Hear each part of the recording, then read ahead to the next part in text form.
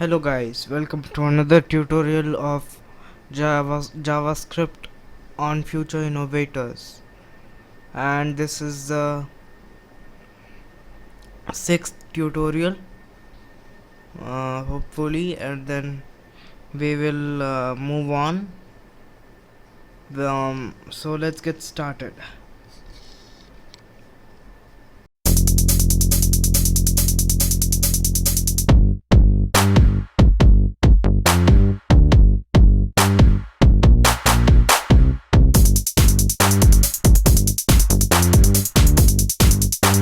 So let's get started guys. So we today we will be learning about DOM, and we will learn what DOM is and how we can use it with JavaScript. Now, DOM stands for Document Object Model. So, what does DOM means? Why do we call it DOM? So, it is DOM, Document Object Model. So, this structured kind of object. Let me tell you guys that everything in JavaScript, almost everything in JavaScript, is an object. So we will be learning about objects in later tutorials. So this is also an object. Document object model is also an object completely, and it is used with JavaScript. JavaScript has its own functions, and functions to work with this document object model. And it lets us work with HTML through JavaScript. So those functions which I was talking about, it lets us modify the HTML documents content, or add or delete or edit it with JavaScript. Now we have learned what is DOM. So let's go to the final slide to seeing what the DOM looks like in the eyes of JavaScript.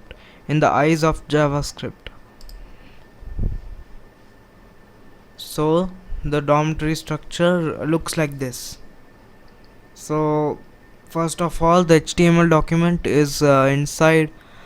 The HTML document is inside the document because, yeah, obviously the whole HTML is a document. And inside the document there's an HTML tag, because we cover everything in the basic HTML structure. So first of all, there's HTML tags, and then the head tag and the title tag and the body tag and all those. So in the head tag there is all those meta tags which we have seen to make the page responsive. For example, many times when I type the HTML5 boiler template or starter template, you can see this meta tag in the head, which defines how responsive the web page looks on mobile devices or on other devices. So the meta tag is one of the tags which I used inside the head tag. And also title, which is inside the head tag, appears on the browser tab which we open, the HTML documents tab which we see in the browser. And then there is the body and the content of the body which we visually see. The body is the body tag is the area where we visually see everything on the documents, including buttons, links, paragraphs, headings, etc. So let's move ahead and see the different functions which we can use to modify HTML. Two of the methods actually.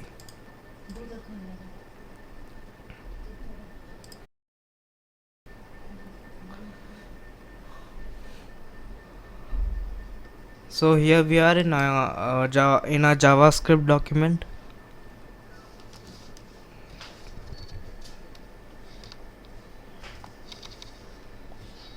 and I will be typing the variables first, so we can use the variables in our DOM example also.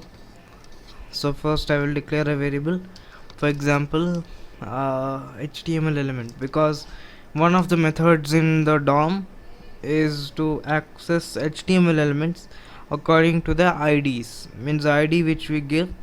Yes guys, that ID's name we refer inside the DOM, so it actually refers to the HTML element, whether it is p tag, paragraph tag, or heading tag, or div tag, any tag guys.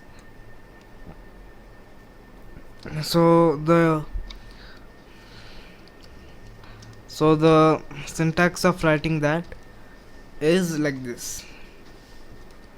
So first of all, document keyword here, the spelling should be correct, or else in the program it will show you,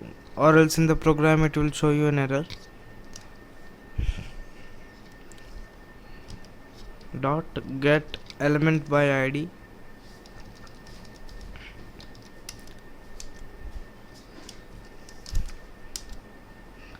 Yeah, this is the function, the get element by ID, the document dot get element by ID function, to refer to the HTML element according to its ID name, ID value, ID name. So let's and the ID name is also a string. It is not a variable, but it's a kind of string. So we have to enclose that in double quotations. So in double quotations we will write the ID name. Actually, before starting this tutorial I had already set up everything, and in this case our reference element is going to be the paragraph element, the element which we are going to get, or we are going to be using in JavaScript. So here it is, here that is. So let's copy this, and then we will paste it here, and then the semicolon,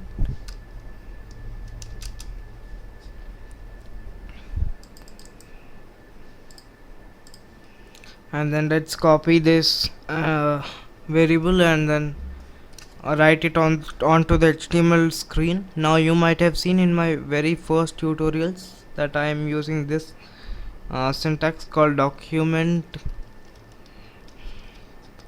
dot write. You might have seen this syntax of me using this. So you might have seen I was writing some hello world or some variable names or numbers inside this function. Actually what this function is, this will allow you to write in the real time on the HTML document. So in real time means we have to refresh the page, not that real time actually. Yeah, so let me just show you what do I mean.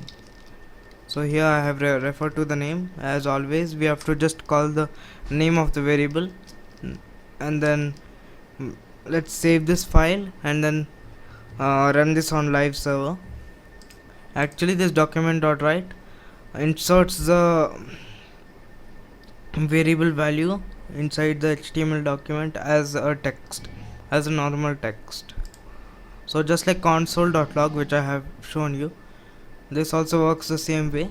Yeah, except there is no way that we can show objects inside console or on the HTML page. The console and the HTML page show the variable value or the syntax which we have written inside them, or the message or anything, in the same way. So now this output is coming object HTML paragraph element, and the same output will be coming in the console.log, if you will see. So let me just log it into the console for you to see quickly, and then we will summarize it and we will end the tutorial.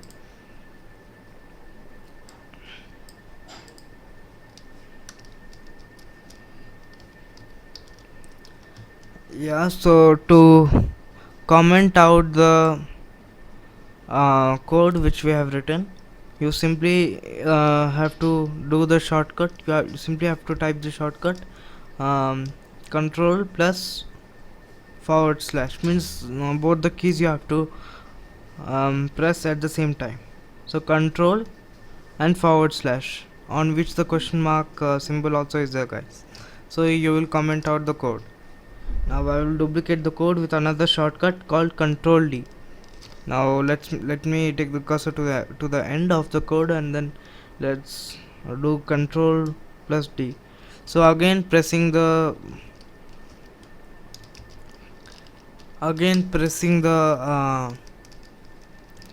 keys simultaneously will yeah, will duplicate the code. I don't know why it wasn't working. Yeah, I'm sorry, it was not control D, it was control shift D. So let me show it again. So it was control shift D, this like this, guys. So let's log this element into the console, and with the document.write to see the both the results in the same time. So I will quickly write this. Instead of document, I will write console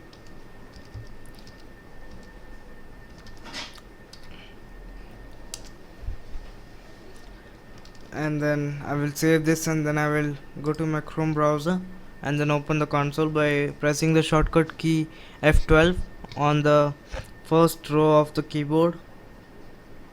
Yeah, there are a number of F12, F1, F2, F3 keys, and if you keep going you will see F12 key. You just have to press that and the console will open up. So the same way, guys. Yeah, it might be a little different, but if there was an error it could show in the same way.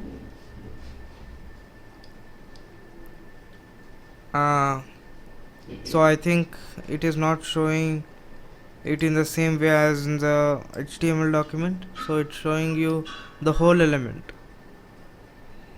So sometimes the predictions of developers could be wrong, like as it was from me.